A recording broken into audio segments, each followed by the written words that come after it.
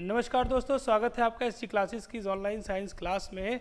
अभी previous topic हमने किया था दोस्तों पायरोमीटर, यानी पायरोमीटर जो बहुत अधिक तापमान को नापने के लिए यानी to measure high temperature pyrometer का इस्तेमाल किया जाता है। और ये पायरोमीटर वर्क कैसे करता है दोस्तों? ये डायरेक्टली बॉडी का टेम्परेचर नहीं नापता है, बॉडी का टेम्परेचर मेज़र नहीं करता है पायरोमीटर। और ये रेलवेज में आ चुका है दोस्तों। प्रीवियस क्वेश्चन पेपर में ये क्वेश्चन है कि pyrometer is use to measure the high temperature, यानी बॉडी के हाई टेम्परेचर को मापने के लिए, मेजर करने के लिए पायरोमीटर का इस्तेमाल किया जाता है, वेरी हाई टेम्परेचर। और लेकिन दोस्तों हाई टेम्परेचर ये नापता तो है, पर ये क्या करता है, उसकी रेडिएशन के टेम्परेचर को नापता है। किसके? बॉडी से जो रेडिएशन निकलती है ना दोस्तों, जो तरंगे निकलती हैं, उस रेडिएशन के टेम्परेचर को नापने के लिए काम आता है पायरोमीटर। इसीलिए तरंगों की टेम्परेचर कब, बॉडी से तरंगे कब निकलेंगी? जिस बॉडी का बहुत अधिक तापमान होगा, लगभग 800 डिग्री सेल्सियस से ऊपर जब तापमान होता है तो पायरोमीटर का इस्तेमाल किया जाता है। और पायरोमीटर जो होता है दोस्तों, पायरोमीटर मेटलर्जिकल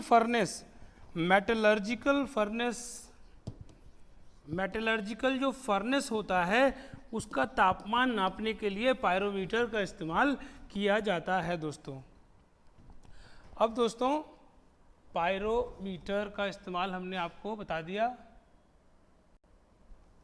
अब दोस्तों नेक्स्ट है इसमें नेक्स्ट है हमारा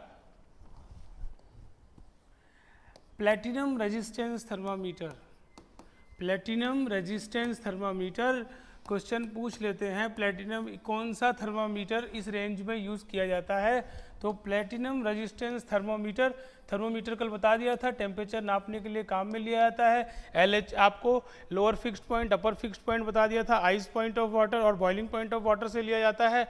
और थर्मोमीटर अगर प्लैटिनम रेजिस्टेंस हो, मैंने मरकरी का आपको बताया था क्या, -30 से लेके 350 डिग्री सेल्सियस तक यूज़ किया जाता है, क्योंकि 356 उसका बॉइलिंग पॉइंट होता है और -38.5 उसका फ्रीजिंग पॉइंट होता है। किसका? मरकरी का, जिसका एटॉमिक नंबर 80 होता है और Hg से जिसे डिनोट करते हैं। प्लैटिनम रेजिस्टेंस थर्मामीटर दोस्तों 200 degree Celsius, platinum resistance thermometer -200 degree Celsius के तापमान, एल्कोहल थर्मामीटर -115 डिग्री सेल्सियस तक करता है, बहुत कम तापमान तक।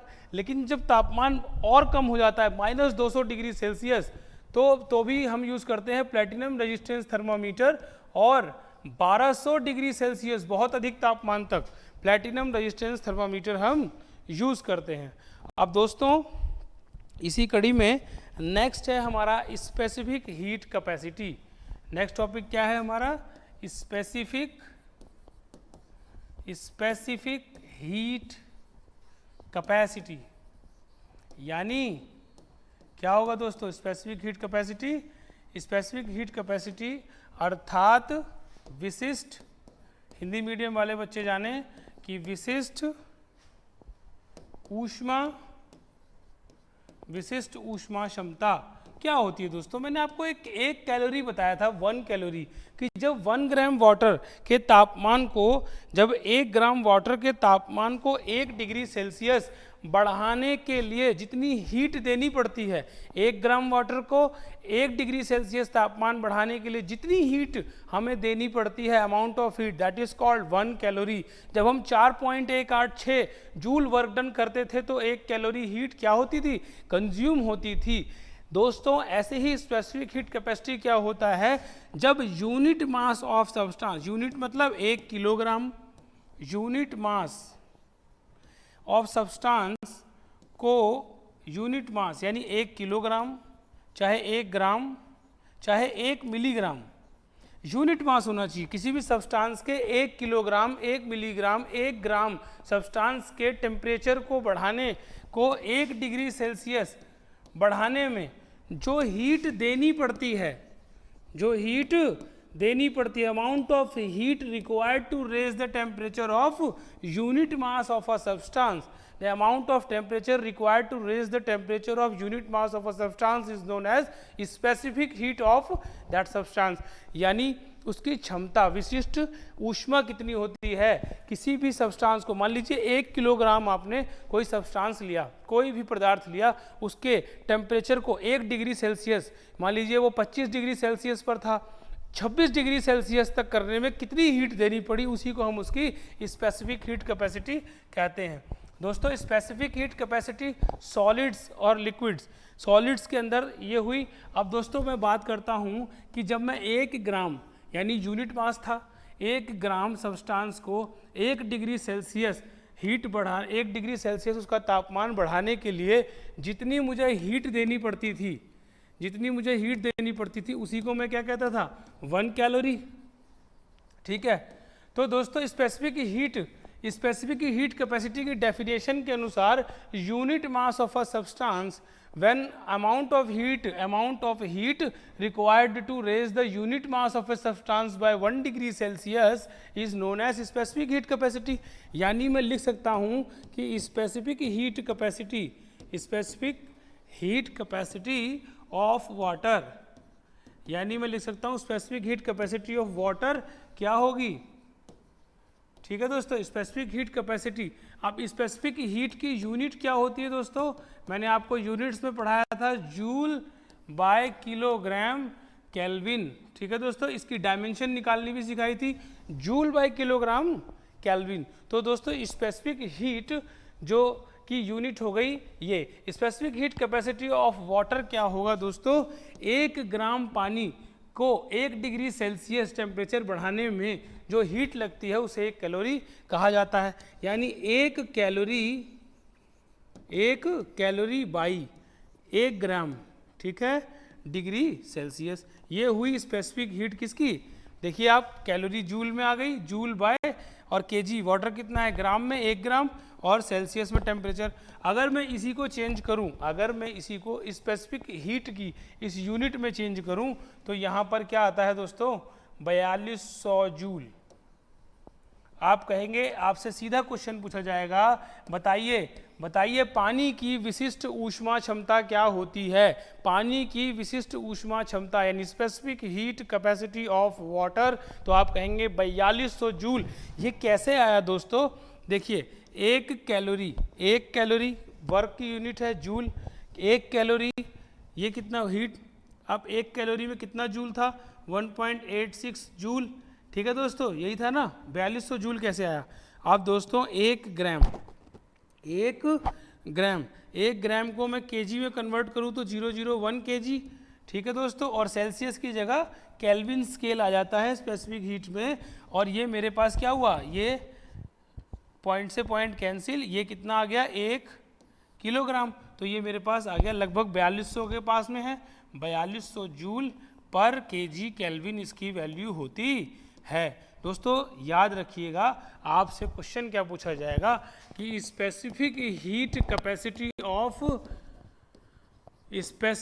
कैपेसिटी ऑफ वाटर क्या होता है, तो आप कहेंगे सर 4200 जूल पर केजी केल्विन होता है। और ये क्या होता है, ये होता है unit of specific heat capacity, unit of specific heat capacity. आपसे पूछा जाएगा एक क्वेश्चन।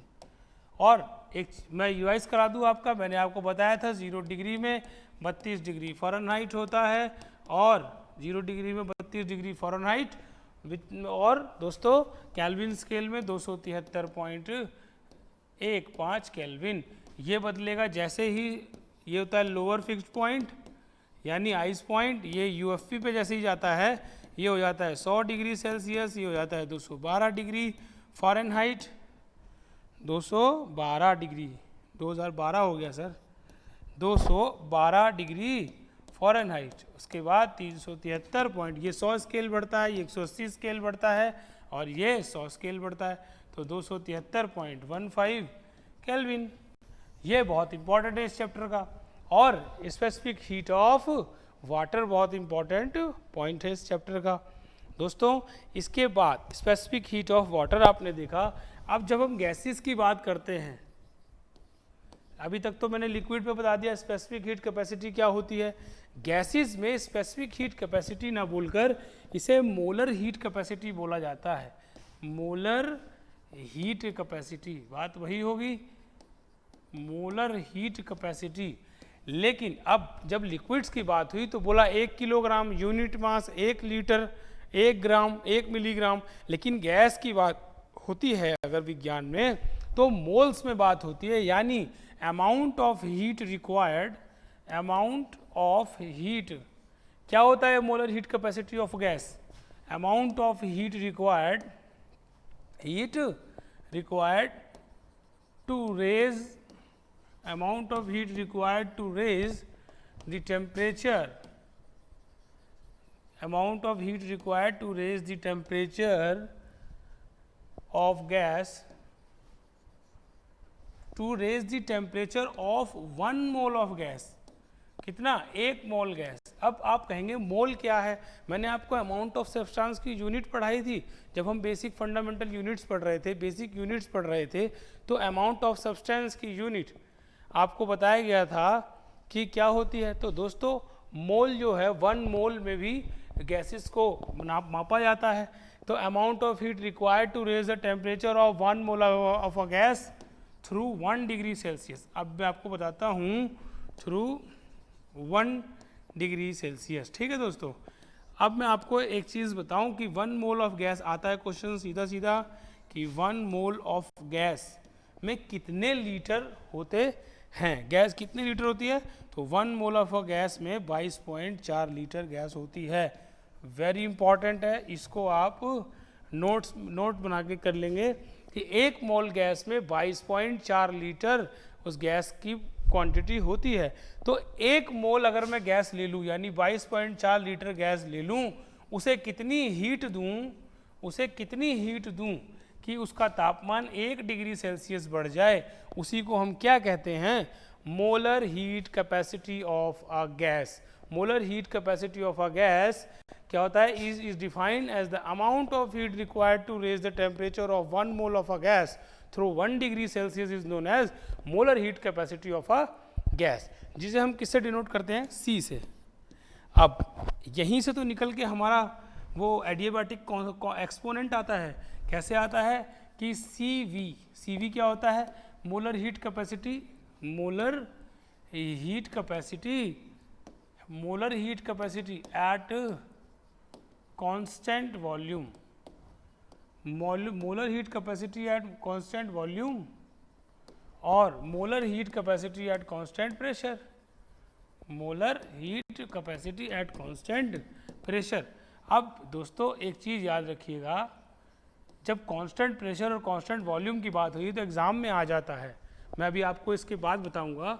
अब जब मैं करता हूँ CP/CV, कुछ याद आ रहा होगा दोस्तों, आपको पढ़ाया गया है, इसे क्या बोलते हैं? Adiabatic exponent of gas. यानी किसी गैस की molar heat capacity constant pressure पे नापूं और मोलर हीट कैपेसिटी उसी गैस की कांस्टेंट वॉल्यूम को, उसके घनत्व को स्थिर करके नापूं, उसकी मोलर हीट कैपेसिटी उसके प्रेशर को स्थिर करके नापूं, तो दोनों को जब मैं डिवाइड करूंगा यानी molar heat capacity of pressure by molar heat capacity of a gas at constant volume, तो हमारे पास क्या आता है? Adiabatic exponent of gas. उस गैस का एडियाबैटिक एक्सपोनेंट ऑफ गैस आ जाता है, जिसे हम क्या कहते हैं? रुद्धोष्म, जिसे हम कहते हैं रुद्धोष्म घातांक, रुद्धोष्म घातांक। तो दोस्तों adiabatic constant of gas, adiabatic exponent of gas रुद्धोष्म घातांक को कहते हैं CP/CV, molar heat capacity of gas. और स्पेसिफिक हीट कैपेसिटी आपको अच्छे से मटेरियल की आनी चाहिए समझ में। तो स्पेसिफिक हीट आपसे पूछा जाए specific heat capacity of water क्या होगा, तो 4200 जूल बताएंगे आप, और जूल पर किलोग्राम केल्विन। और molar heat capacity of gas CP/CV adiabatic exponent 1 mole of gas को 1 मोल गैस को 1 डिग्री सेल्सियस तापमान बढ़ाने के लिए जितनी हीट दी जाती है उसे हम कहते हैं molar heat capacity of that gas. तो दोस्तों अब इसमें एक इम्पॉर्टेंट बात है, एनालॉगस एक्सपेंशन ऑफ सॉलिड। दोस्तों जब हीट की बात हो रही है और कोई ऑब्जेक्ट हीट होगा, जब कोई ऑब्जेक्ट गर्म होगा, तो दोस्तों जब वो गर्म होगा तो वो फैलेगा और वो एक्सपेंड करेगा। ऐसा कह सकते हैं कि जब किसी पदार्थ को हीट दी जाती है तो वह फैलता है। पानी के केस में उल्टा है, पानी के केस में उल्टा होता है। जब किसी पदार्थ को हीट दी जाती है तो वो फैलता है, और जब वो फैलता है तो उसकी लेंथ बढ़ती है। ठीक है दोस्तों, उसकी लेंथ बढ़ेगी, लंबाई बढ़ेगी। उसका लंबाई बढ़ेगी तो सरफेस एरिया भी बढ़ेगा, पृष्ठीय क्षेत्रफल बढ़ेगा। और जब पृष्ठीय क्षेत्रफल बढ़ेगा, लंबाई बढ़ेगी, तो क्या उसका घनत्व तो नहीं बढ़ेगा, उसकी वॉल्यूम भी बढ़ेगी, क्योंकि उसकी लेंथ, ब्रेथ, हाइट तीनों पे फर्क पड़ेगा और उसकी वॉल्यूम भी बढ़ेगी।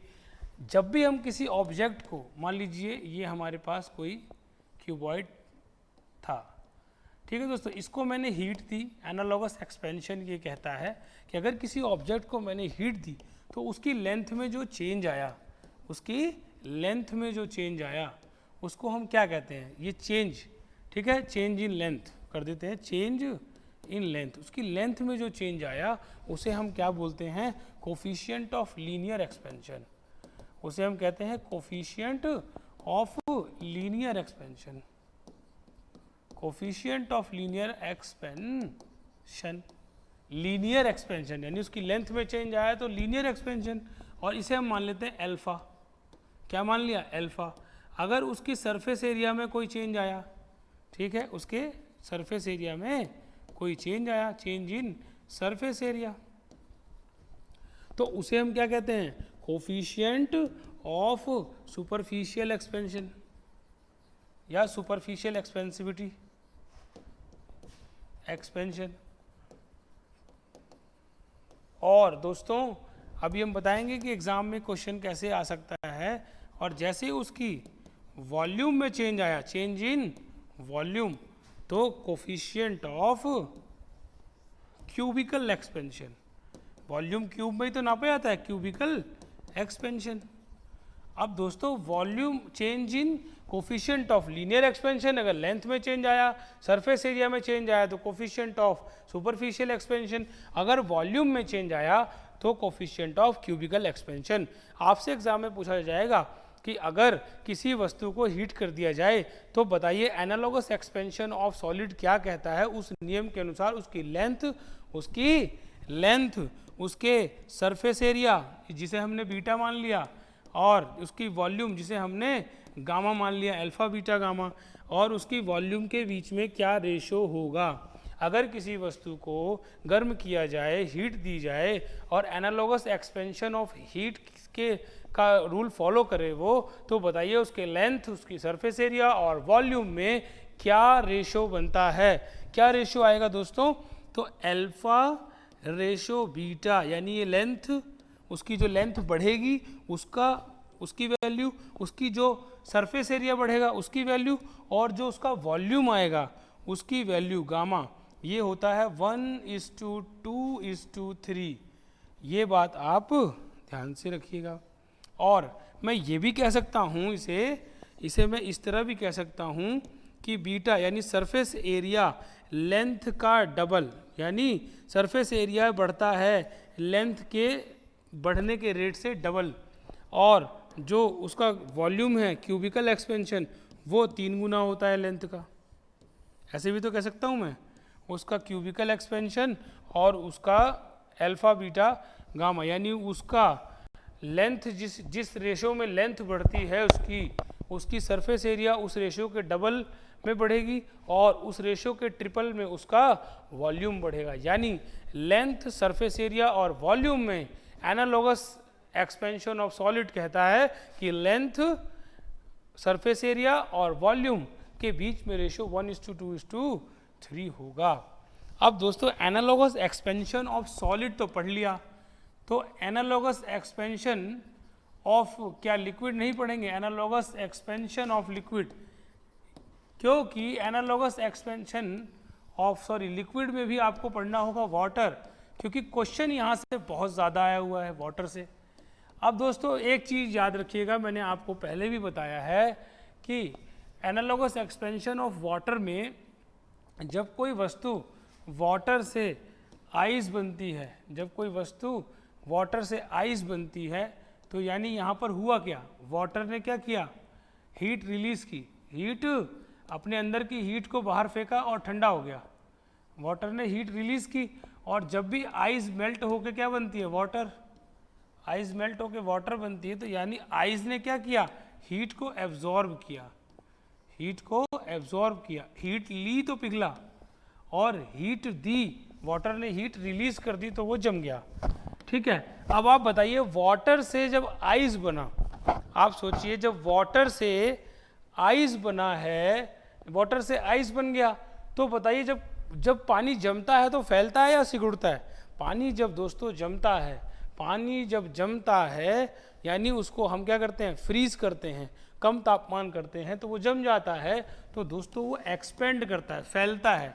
याद रखिएगा सारी वस्तुएं हीट करने पर फैलती हैं, पर पानी को अगर आपने हीट दिया तो वो सिकुड़ता है, और हीट अगर ले ली उसमें से, उसका तापमान कम किया तो वो फैलेगा। यानी बर्फ़ जमती है तो पानी फैलता है, बर्फ़ जमती है तो पानी फैलता है, बर्फ़ पिघलती है तो पानी क्या होता है, कॉन्ट्रैक्ट होता है, सिकुड़ता है।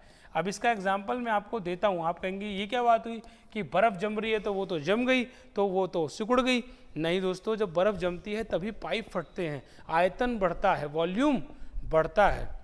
एक्सपेंड होना मतलब कोई चीज़ फैल रही है यानी उसका आयतन बढ़ रहा है। जब पानी जमता है तो उसका आयतन बढ़ता है, पानी जमता है तो उसका आयतन बढ़ता है। इसीलिए ठंडे प्रदेशों में, ठंडे देशों में पाइपलाइन फट जाती है सर्दियों के मौसम में। ये क्वेश्चन रेलवे में आया हुआ है कि in winters pipeline blasts due to decrease in volume of water, नहीं डिक्रीज नहीं होगा दोस्तों, इंक्रीज होगा, increase in volume of water. यानी जब बर्फ़ जमती है, पानी जम के बर्फ़ बनता है तो उसकी वॉल्यूम बढ़ती है, उसका घनत्व बढ़ता है। ठीक है दोस्तों, बिकॉज क्यों बढ़ता है, बिकॉज इट एक्सपेंड्स, वह फैलती है इसलिए पाइप फट जाती है।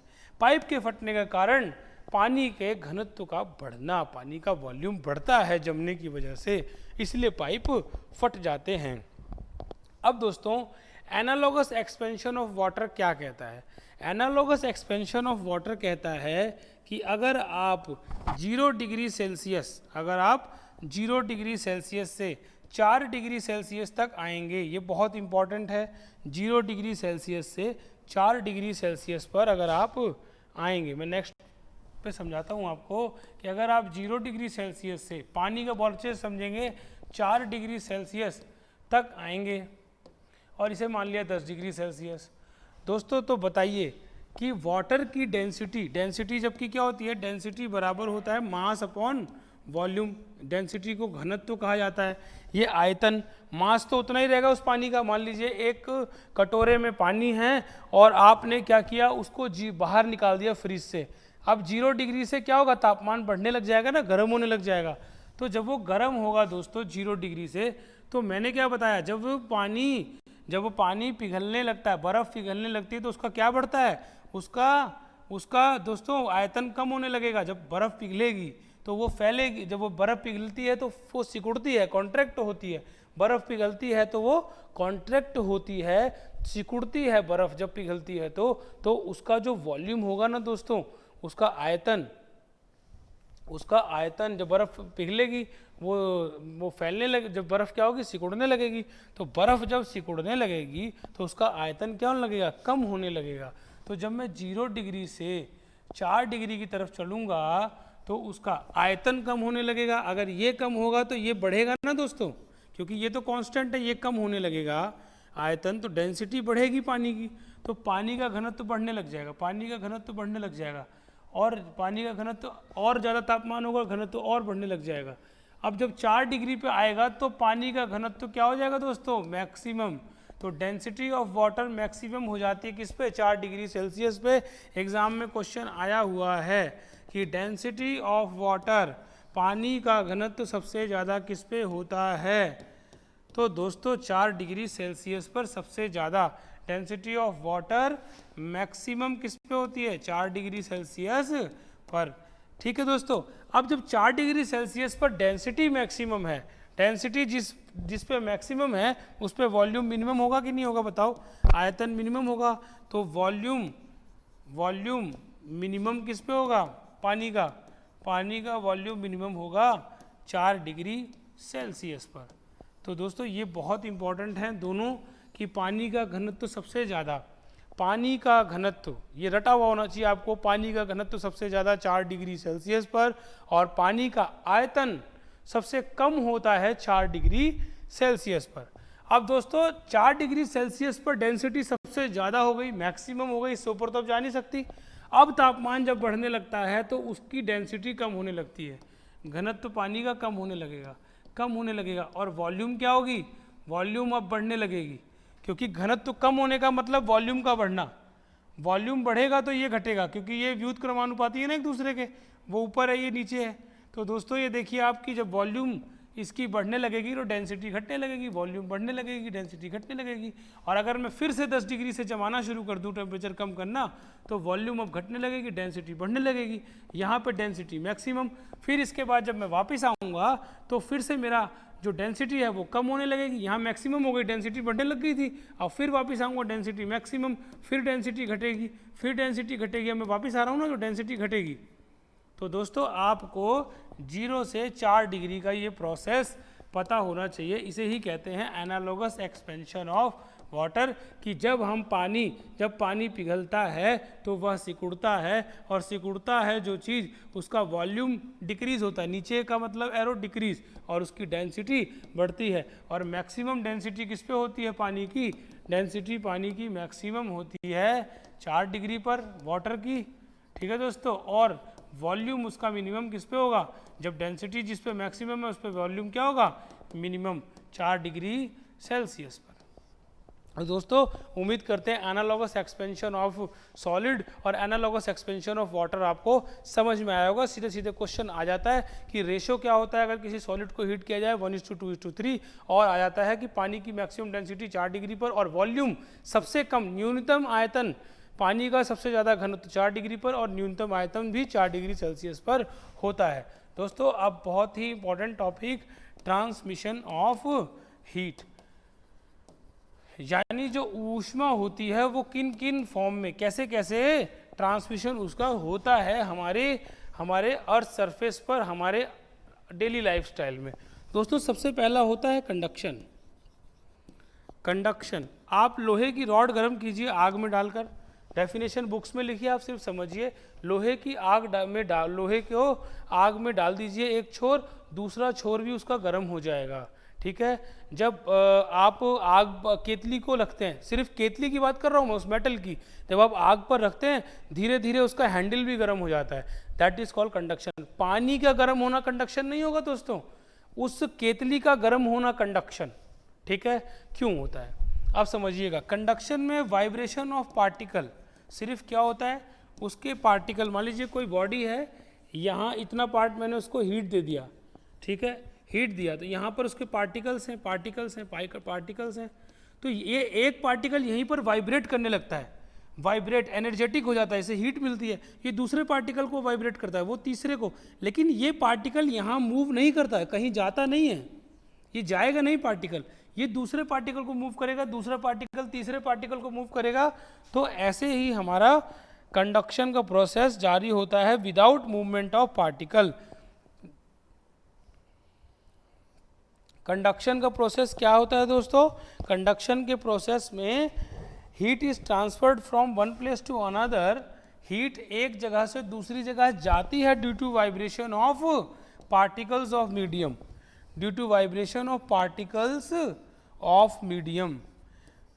ठीक है, रॉड को गर्म किया, तवा आप चढ़ाते हैं, तवा चढ़ाते हैं चूल्हे पर, उसका हैंडल भी गर्म होने लग जाता है, इसीलिए वहाँ पर क्या लगा होता है, लकड़ी का एक वुडन स्टिक, वुडन का वो गुट लगा होता है, जिससे क्या होता है, वुडन का हैंडल होता है, जिससे हमें हाथ गर्म ना हो। क्यों? क्योंकि दोस्तों मेटल जो होते हैं, मेटल में कंडक्शन होता है, कोई भी मेटल गर्म हो रहा है, कंडक्शन हो रहा है, क्यों, किस वजह से, वाइब्रेशन ऑफ पार्टिकल की वजह से। पार्टिकल एक जगह से दूसरी जगह नहीं जाएंगे, यहाँ का पार्टिकल यहाँ वाले पार्टिकल को वाइब्रेट कर देगा, यहाँ वाले को कर देगा, वो अपने आगे वाले को कर देगा, वो अपने आगे वाले को कर देगा। जिसकी जो जगह है वो वहीं पर रहेगा, अपनी जगह नहीं छोड़ेगा। आगे वाले पार्टिकल को हीट ट्रांसफर करता जाएगा, वाइब्रेशन करता जाएगा। उसी प्रोसेस को क्या कहते हैं हम? कंडक्शन कहते हैं। आप लिखिए कि metals are good conductor of heat. Metals good conductor होते हैं किसके दोस्तों? हीट के। मेटल्स जो होते हैं गुड कंडक्टर होते हैं हीट के, but non metals are bad conductor of heat. अब दोस्तों बैड कंडक्टर कौन कौन से होते हैं हीट के? आप देखिए ब्रिक्स, सॉडस्ट समझ रहे हैं आप? भूसा, इसका क्वेश्चन आता है एग्जाम में। सॉडस्ट जिसे हम क्या कहते हैं? भूस बोलते हैं, भूसा, जो जानवरों के खाने के लिए बनाया जाता है ना, जो जानवरों के खाने के लिए भूसा तैयार होता है, गेहूँ वगैरह निकलने के बाद उसके पेड़ से जो भूसा तैयार होता है मशीन से, उसे कहते हैं सॉडस्ट। Would, BRICS, sawdust. उसके बाद में हमारे पास आता है दोस्तों paper, air, glass. Paper, air, glass, ये सब क्या हैं दोस्तों? पेपर, एयर, ग्लास, ये सब हैं bad conductor of heat. Bad conductor मतलब कुचालक। मेटल यानी धातु सुचालक होती हैं ऊष्मा की, ये सब हैं bad conductor of heat. Conductor मतलब चालक, बैड कंडक्टर ऑफ हीट, ये सब बैड कंडक्टर ऑफ हीट है दोस्तों, क्योंकि ये अपने अंदर से ऊष्मा को गुजरने नहीं देते। कौन कौन? एयर, पेपर, वुड, सॉडस्ट, भूसा, ब्रिक्स। दैट इज़ वाई, इसीलिए बहुत इंपॉर्टेंट है, that is why eyes kept into sawdust. भाई आइस को गर्मी मिलेगी तो पिघल जाएगी, लेकिन आइस को क्या किया जाता है? भूसे में रखा जाता है। Ice kept into sawdust to avoid melting, ताकि वह पिघले ना। क्यों? क्योंकि दोस्तों भूसा जो होता है, सॉडस्ट जो होता है, is a bad conductor of heat.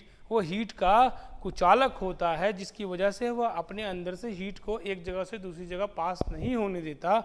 इसीलिए हम भूसे के अंदर आइस रख देते हैं, हीट मिलती नहीं उसको, क्योंकि उसके अंदर से तो हीट पास हो नहीं सकती, वो बैड कंडक्टर ऑफ हीट है और वो पिघलता भी नहीं है। तो आप लिखेंगे, दे जाता है why ice kept sawdust to avoid melting, because sawdust is bad conductor of heat. क्यों बर्फ को भूसे में रखा जाता है? क्योंकि भूसा कुचालक होता है ऊष्मा का, वह अपने अंदर से ऊष्मा को गुजरने नहीं देता, अपने अंदर से ऊष्मा को पास नहीं होने देता।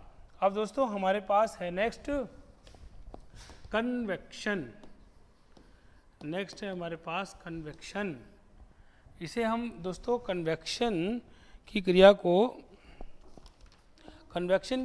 दोस्तों हम कहते हैं संवहन। कन्वेक्शन की क्रिया क्या होती है दोस्तों?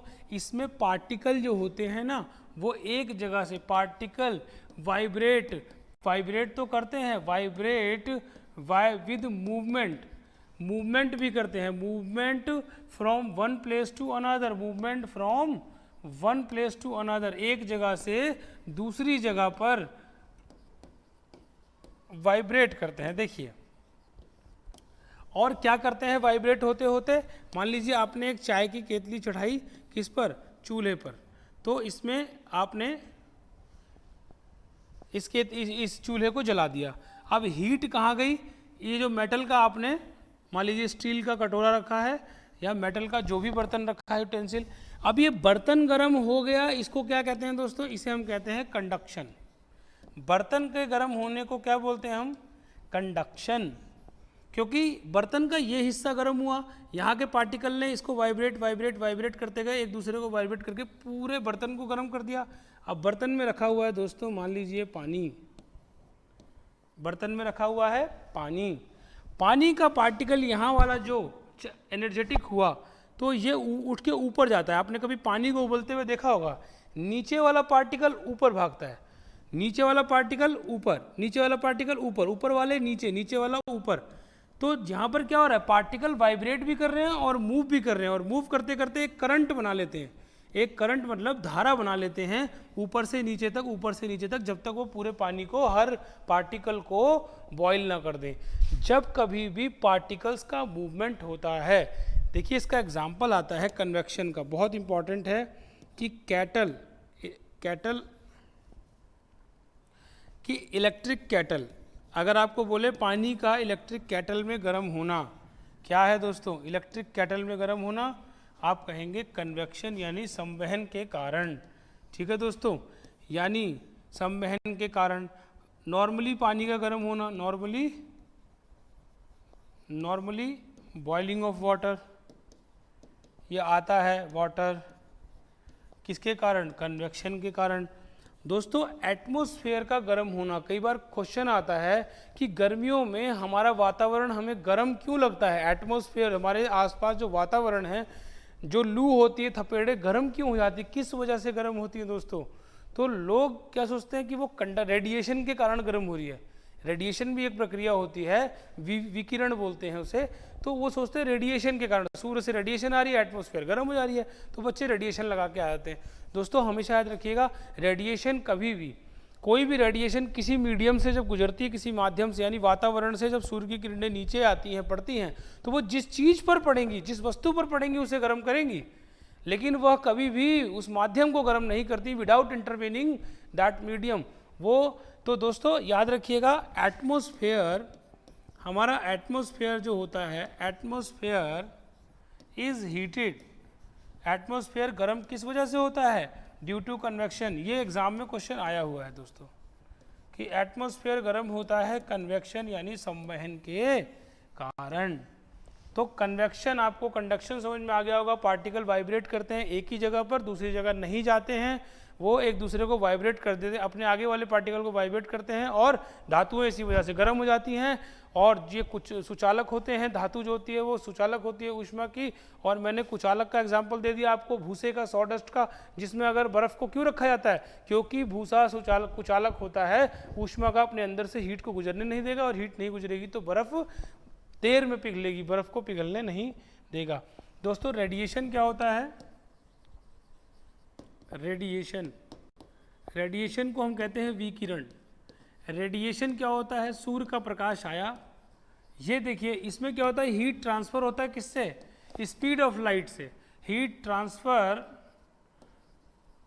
फ्रॉम स्पीड ऑफ लाइट, इतनी तेज रेडिएशन, सारी रेडिएशन आपको पता है, हमने पढ़ा दी, आपको पढ़ाई थी, gamma rays, X rays, ultraviolet rays, visible light, then उसके बाद माइक्रोवेव्स, ये सब पढ़ाई थी आपको मैंने।